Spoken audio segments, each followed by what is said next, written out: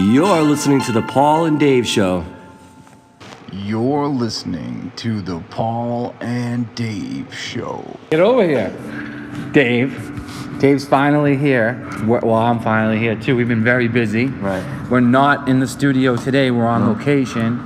So I got to turn off this shit music in the background. Dave's going to talk for a couple seconds. I ended up breaking down. I did a little heroin. I was up for 3 days. When I asked for help from anybody, all I got was, "You're a weak piece of shit." You know, so I learned no one likes weakness because of their own insecurities. So Dave's been walking around at night, and I saw him one night, and by accident he just happened to be throwing up. And I just drove by. I was like, "Oh wow, look at that! There's some kid healed over throwing up." No, drove by. I was like, maybe that. Then something clicked. I was like, "Oh, maybe that was Dave." Drive by again. He's still keeled over, trying to step off of the shit that just came out of his throat. Yeah. Drove by again. It was I said, Dave. That was definitely Dave. It was Dave on 3 or 4 grams of fentanyl.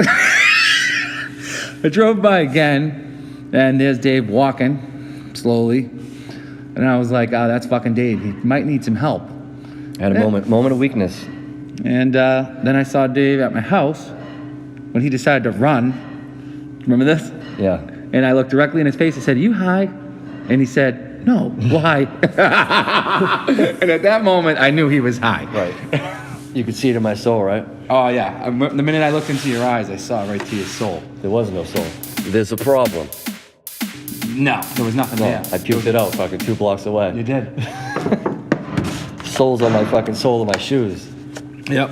So we're just going to talk about addiction, people that have problems today, Yeah. and things that affect them, and taking the wrong maybe advice from your own consciousness, I'd say, because you got to do positive things that will help you resolve issues. But when you're in a depressed mode, all you can think about is that thing that's making you depressed. Right. So you have to find positive reinforcement, and this is for other people, no matter what it is. I feel like society demands a lot from me. So in order to keep up with that demand, I have to do drugs sometimes. That's why caffeine and cocaine is considered good in our society. Keeps you working. And nobody doesn't like anybody that's not working or doing anything productive. So when sometimes I'm not on drugs, I'm just depressed and I don't want to move and I can't have sex and please my girlfriend and I feel like a loser. And these people make me realize it. They tell me, do something. Get your fucking dick working. Get up off the couch. Stop being a fucking loser. Get it together. So, hearing that stuff, I branch out and I get drugs and it's good for a little bit and it keeps me going. And then I crash. And here we are today. I'll take blame for it, yeah, but other people got to take blame for it too. You push people past their limits and they want to rise to the occasion and I want to please people and make my girlfriend happy and there is Viagra. And then it backfires. You could always get Viagra. I could get It's Viagra. cheap. Well. I think you can buy it at the store now without a prescription. I could. Isn't it like $7 or $8? Right. I mean, I don't know. I wish we found other things to be intimate about. I wish we could just put our heads together and she could feel my soul that way. Well, Instead of pounding her a cunt, if you really think about sex, it's kind of fucking vicious. It's almost like killing somebody. It's the same thing. You turn them around and you fucking pound the living shit out of them. It's not really love. It's very carnal and savage.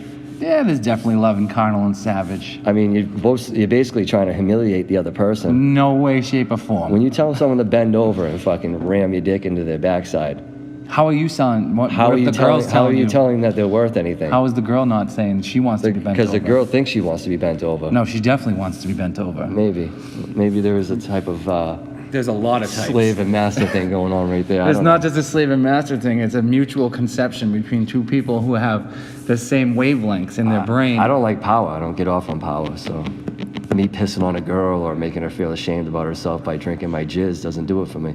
Yeah, but I want to fuck face to face. But the girl might actually want that. I grew up on Disney movies. I want to look you in the eye when we have sex and... Well, that's all fine and dandy. That might be your issue with your fucking erections. Maybe. You need to fucking get violent. I need to get violent. Not violent in a violent standpoint, but violent in a masculinity. You need to become a man. Right. Maybe if you need to evolve. I jerk off and right before climax, I put a cigarette out.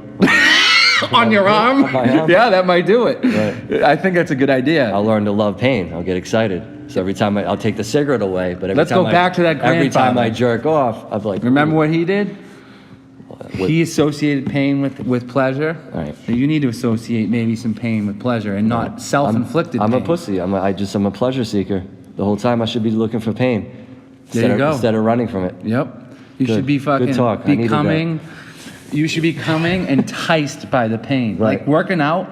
I like to work out because I don't mind Take the pain. negativity. And I want to feel the Turn that pain. around. It's a badge. You get that pain, it makes you feel like, wow, I accomplished something. I did something. Then you look at yourself in the mirror and you accomplish something because your body's getting better. Right. So you got two different wavelengths there. Heard. Do you know what I'm saying? Definitely. DJ Paulie D, What's up? we got any music? Yeah, we'll put some on for you. You're listening to the Paul and Dave Show.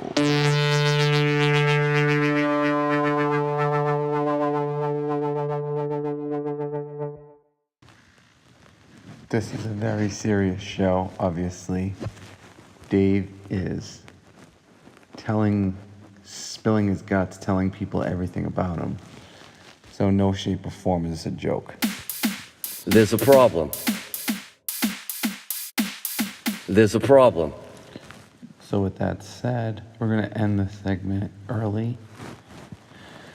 I'm trying to get Dave some help in the meantime, and then we'll convey in a couple days and see how he's doing. So for now, that's it for this show. We're signing out, episode 3.